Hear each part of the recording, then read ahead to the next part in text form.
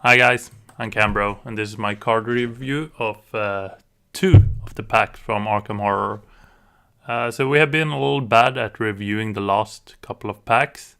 I had a vacation in September and got out of sync, and now both State of Archives and the Depths of Yoth are out, and I still haven't had time to talk about them. So today I won't be covering every player card in these packs. I'll only cover a few, which I think are interesting somehow. And then we should be in phase with when the Scattered Aeons arrives. We also got the next cycle announced, the Circle Undone and the Secret Name as the first Mythos Pack. And also the Return to Dunwich will be coming, so we're looking forward to that. But without further ado, let's just jump in. If this is your first time, I'll be covering the player cards. I won't go I won't be talking about any of the scenario cards, so this is completely spoiler free in that sense. So from the City of Archives, we only got 8 cards. So I won't cover them all. I won't be covering the Ancient Stones, even though they are an upgraded versions of the Ancient Stone from the deluxe box. But there's so much to talk about them, so I might be like, if there's any cards that I don't cover today, please let me know in the comments below, and I'll maybe take them up in the final pack. So the first card we're covering today is the N1918 bar. I don't know how to pronounce it. N1918. I'm just gonna call it bar. The bar. It's an Guardian asset. Costs 5 resources, 4 XP. Has 2 combat icons. It's item, weapon, and firearm rated. Uses 8 ammo, which is, I believe, a new record. And then it has an action. Spend 1 to 5 ammo. Fight. You get plus X combat for this attack. Instead of standard damage, this deals X damage. X is the amount of ammo you spent on this ability, and it takes 2 hands. So it's a very cool weapon. It comes in with 8 ammo. You can fire it for 8 times. You probably don't want to do that. Then you'll only get a 1 combat boost you and do 1 damage. Not really worth it. You can, however, you can spend something if you're facing like a 4 health enemy. Let's take the Icy Ghoul. That's not how you spell.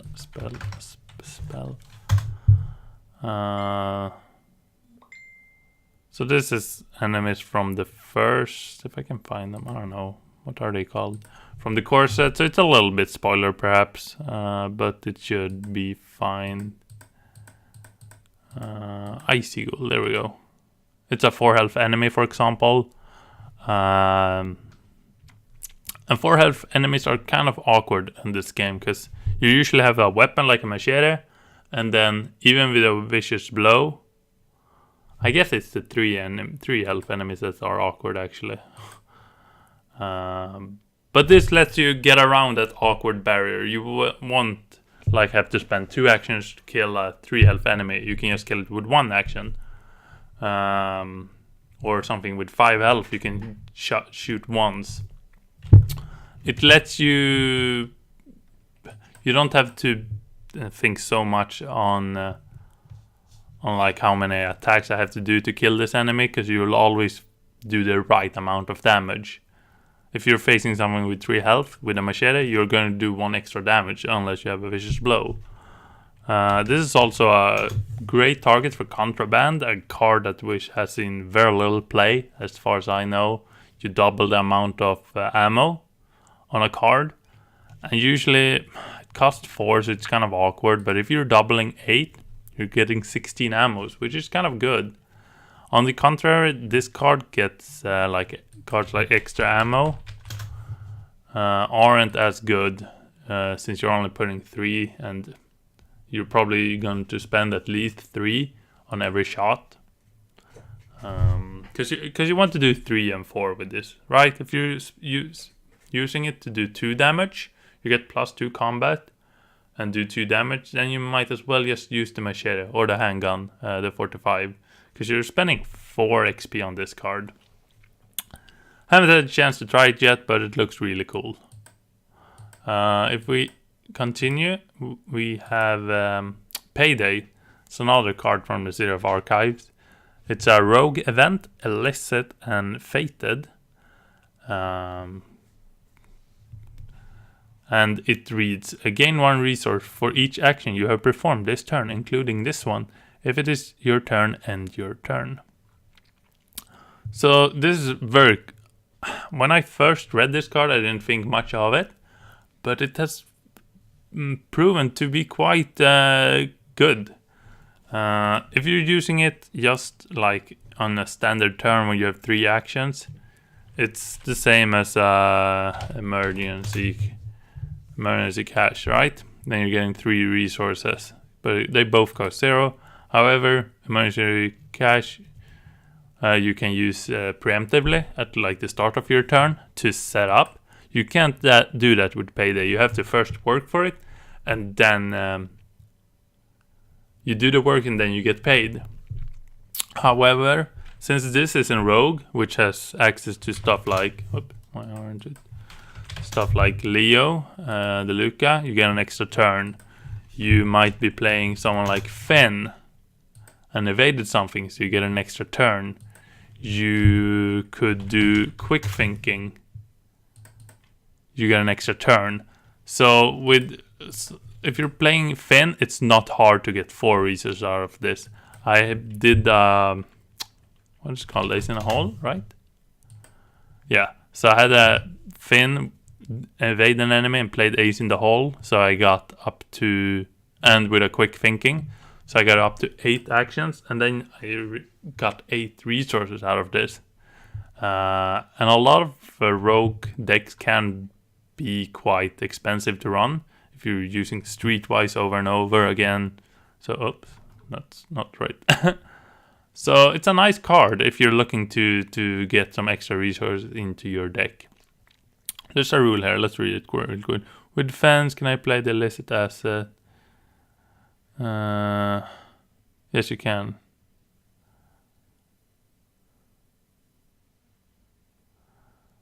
Okay, yeah, so if you have fence, you can do this between your last action and when you're passing the turn. However, you won't get more money out of this since... Right? But the also fashion...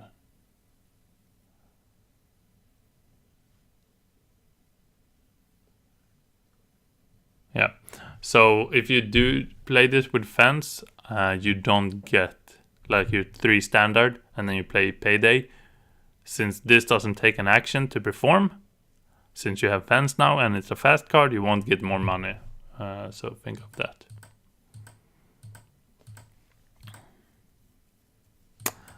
Next card is Sacrifice. It's also a 0 cost event and costs 1 XP. Has a willpower icon and ritual traded. Discard an mystic asset you control, then draw 3 cards or gain 3 resources or any combination therefore. So I haven't had the chance to use this, but it looks to be really cool. There's a lot of times, unless you're playing someone like a Catchy, where you might sit with an empty Shivering. And able to sacrifice that to draw like 3 cards looks really good. I think you probably most of the time will draw the cards, or like 2 cards or 1 resources. But it can also be used if you're running light. If you're having trouble with resources, you can just get 3 resources out of this, which is not too bad. Also, so that's like the easy way to use Sacrifice. But if you want to be a bit more play around with it, it's in Mystic, and Mystic has tons of cards which puts Doom on them. Like Dave Drainfield, you put Doom on him. But if you're noticing that the Doom threshold is getting a bit too close, just sacrifice him. Arcane Initiative. Put her in, search for a spell, then sacrifice her. So yeah, in a deck that runs lots of cards that put dooms on themselves, this could be really cool. Yeah. I'll probably try to keep this video a bit short, even though it's 2 packs, because yeah, I have a very hard time to justify like talking about old cards. But if you like this, please let me know. It helps tremendous. I should turn off the sound. There we go. Next card. This is On Your Own. It's a survivor asset, talent, and I'll read it first. So it costs 2, 3 XP, limit 1 per investigator. Discard On Your Own if you control an asset that takes up the ally slot. Reaction. Play an survivor event. Exhaust On Your Own. Reduce the event cost by 2. So this is kind of interesting. It's a card that trades the ally slot, so you can't have an ally. But every event costs 2 less. So if you're running like a Dark Horse build, where you want to be broke, if you have On Your Own, you could still play a lot of survivor event that cost 2 or less, because you pay 0 for them. Let's see, we want events, and we want the cost to be... No, we want the cost to be less than 3, and that should be right. Okay, I don't know why it only showed I don't know, I always mess this up. Cost, okay, let's put it equal to 2 then. Okay, I don't know what's happening. Sort by class. There we go. What? There must be more events than this that cost 2.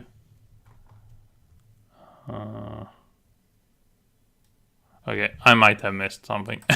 I should have done this beforehand. Anyway, I haven't tried this, and I don't know what kind of deck that wants to do this, but someone like Ash can maybe wants to play a lot of events, or Wendy. The thing is, you're trading up the ally slot, which is arguably the best slot in the game.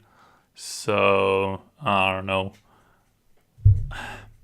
You might find a deck that uses it, and it's definitely a thing to consider if you're running Dark Horse. Yeah. So, I think that's for City of Archives. There weren't a lot of cards in it. We covered half, right? No, we covered 3 only. Crystallite, Elder Sign. If you're playing solo, probably run it. If you're playing multiplayer, probably don't run it. But if you go into the depths of Jog, we had a lot, not a lot, but we had, let's see, 3, 6, 9, we had 12 cards, 4 more than the last pack, and we had 3 neutral cards.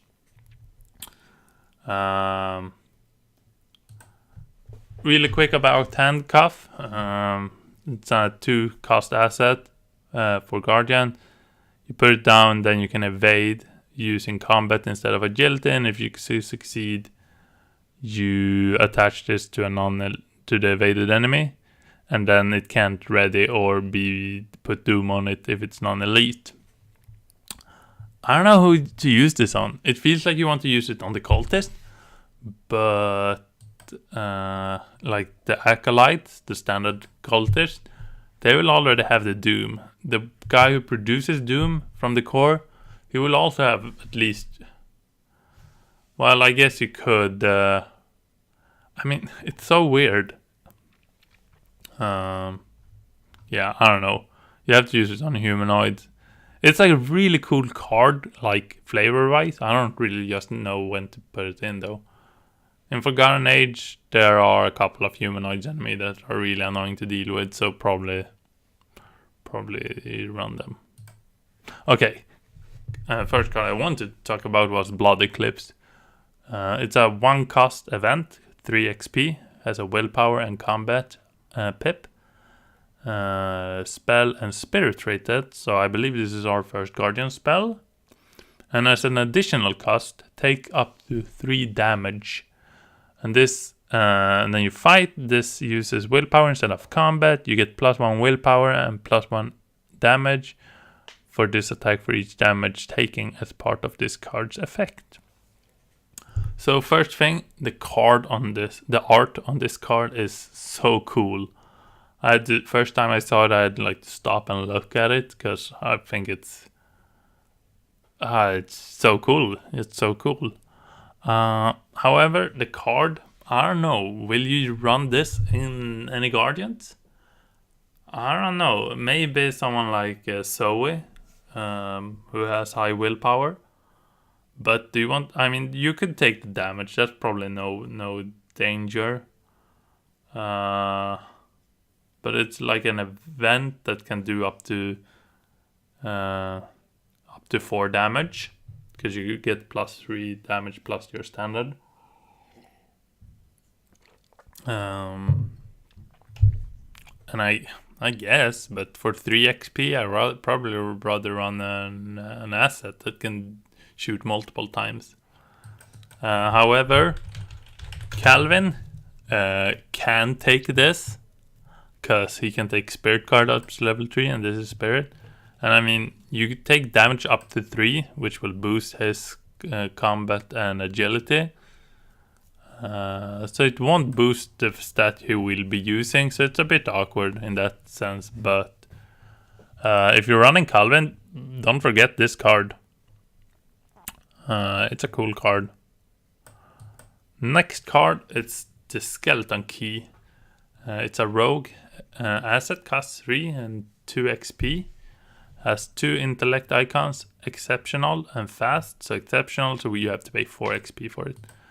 And action, attach skeleton key to your location. If it's already attached to your location, detach it, return it to your play area instead.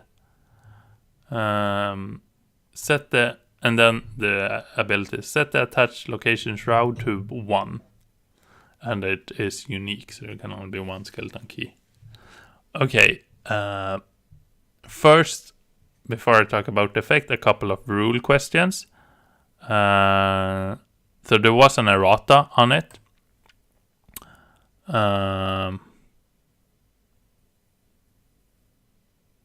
Yeah, so if the skeleton key is in your player area, attach it to your location. Because currently, as it's read on the card, I believe if you're at location B and the key is at location A, you could still attach it, even though it's already attached to another location, because you own the card. I'm not entirely sure, but you should play it as you would think that you had to pick up the key to attach it. So you put it down for no action and 3 resources, and then you spend 1 action to put it on a location. And then that location shroud is 1. And that's very good if you are at like a 4 or 5 shroud location. It'll be very easy to get those clues. Important thing is that it's set to 1. The base is not set to 1. The shroud is set to 1. So stuff like the obscuring fog, which increases it, or well, the lantern, which decreases it, they doesn't work. It'll be at 1, then you will lower it by 1, but then it will set it back up. So they will always be at 1. So you can't like lantern them to 0 shroud, which is important. Another cool interaction is Lola Santiago, which lets you buy clues. And since you have lowered the shroud to 1, it'll be very cheap to buy them. So you'll probably easily... Let's say you have Lola and the key in hand. You have Lola. Then you play Lola, you play the key. The key is fast, so your second action will be to attach it. Then your third action will be to investigate that location. And you'll probably pass it because it's 1 shroud, and then you can buy 1 clue. probably good. I mean, if it's a 5 or 4 shroud location, that's a really solid way. And the shroud is set to 1 for everyone. It's not just for you. So if you're playing in a group, everyone benefits from it. Will you pick it up? Maybe. Yeah. It's a Rogue has gone very cool ways to get clues with lockpick, Lola, skeleton key, very different compared to Seekers. Okay, next card. This is Old Hunting Rifle. It's the 3 cost 3 XP survivor event. Survivor asset. Has combat and agility. Icon, 3 ammo. Action, spend 1 ammo. Fight. You get +3 combat and deal +2 damage for this attack. If a skull or auto fail symbol is revealed during this attack, the rifle jams. This attack automatically fail. Before you activate your ability again, you must perform the following ability action. You clear the jam. And it takes up 2 hands. So when I first saw this card, I went from, oh my god, that sucks, to, oh my god, that's really good, to, that's probably quite balanced. So what I first thought was, since all the skulls are now red, you have very high chance to fail, or much higher chance to fail, and you have to spend another action to clear the jam, and if you're engaged with an enemy, that's probably no good. However, it is only 3 XP, and you're doing 3 damage with this attack, which is something survivors have trouble with. They don't have a lot of weapons. They have like the fire axe, the baseball racket. This is kind of like the base, because that's only due to baseball bat, right? Yeah. That breaks if you draw one of these. So looks like the survivor weapons interact with both the skull and the red. The fire axe doesn't do it, but yeah, that's a very cool card. If you're using what's the card? It was in the Boundary Beyond, I believe. Try and try again. Nope.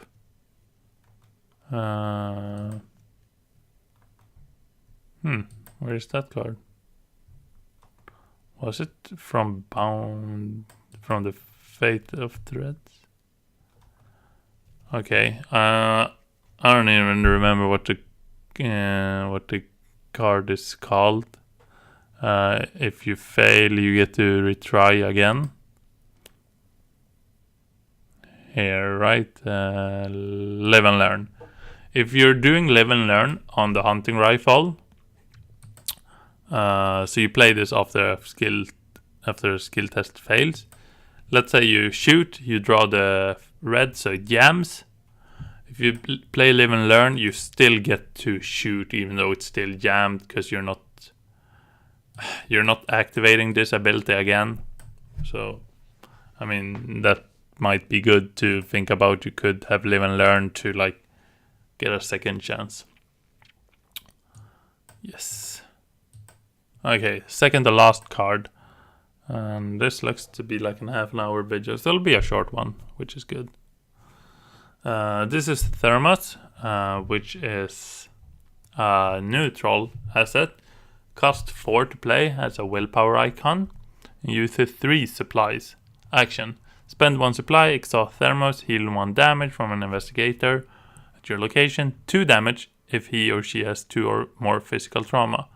And then the same for horror. And this is kind of weak. Let's see, here's good.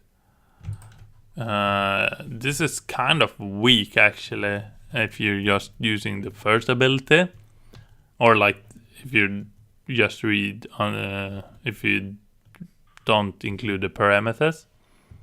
Because 4, if we compare to first aid, that costs 2, and you heal 1 damage or horror, and it has 3 supplies. So it's the Thermos is double the cost, Yeah, double the cost. Clarity of Mind, also double the cost. However, if you have 2 or more trauma, then it becomes kind of good actually. Able to heal to 2 horror or 2 damage testlessly is kind of strong. And in the Forgotten Age, if you have played it, you might have noticed that there's a lot of trauma in it. The thing is, it's kind of awkward because it's not a card you want to include in your starting deck because you won't have any trauma at the beginning of the campaign. So yeah, it's kind of an odd spot.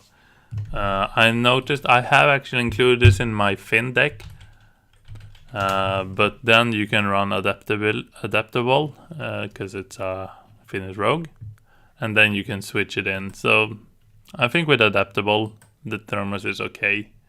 It's still super expensive, so yeah. Okay, let's talk a bit about the last card. Time Worn Brand. It's a 5 cost 5 XP neutral asset. Has a willpower and a combat icon. It's item, relic, weapon, and melee rated. Action. If Time Worn Brand is ready, fight. You get +2 combat and deal 1 damage for this attack. And then second ability, Exhaust Time Worn Brand, fight. You get add your willpower to your skill value for this attack. This attack deals +3 damage. If this attack defeats an elite enemy, draw 3 cards, max once per game, and it takes up 1 hand slot. Whoa! So this card is very cool. The art is beautiful to start with. The first effect is very similar to the machete from the core. And if you have played the game, you probably know that machete is very good. You get +1 combat and deal 1 extra damage if you only have 1 enemy on you. Here you get +2 instead of +1, and you deal 1 damage regardless of how many enemies you have on you. And that is probably fine. Would I pay 5 XP for it? Probably not. There are stuff like Reliable, which gives that plus extra, and Reliable Machete is so nice. If you haven't tried it, you definitely should. But it also removes that single engage clause, which isn't often too big a deal. If you're playing multiple players, usually someone can take 1 enemy and you can slash up the other one. However, this is neutral, so Machete only Guardians and people who can take Guardian card have access to. All the investigators in the game have access to this. So I understand that they had to be a little bit careful about putting what effect they put on here. The second effect is like your big finisher, your ultimate attack, so to speak. You add your willpower, so like 2 to 4. And if this succeeds, you do 4 damage. And if this kills an elite enemy, you draw 3 cards. And that is really strong. You could... most, if not all bosses are elite. So you could like hit it, do 2 damage, hit it, do 2 damage, and then use your finisher to do 4 extra damage. That would be 8 damage in 3 actions. And then next turn you could still, this will ready, so you could just keep using this, the first ability. Draw 3 cards is probably really strong. Card draw is always good in card games, because it lets you see more of your pieces.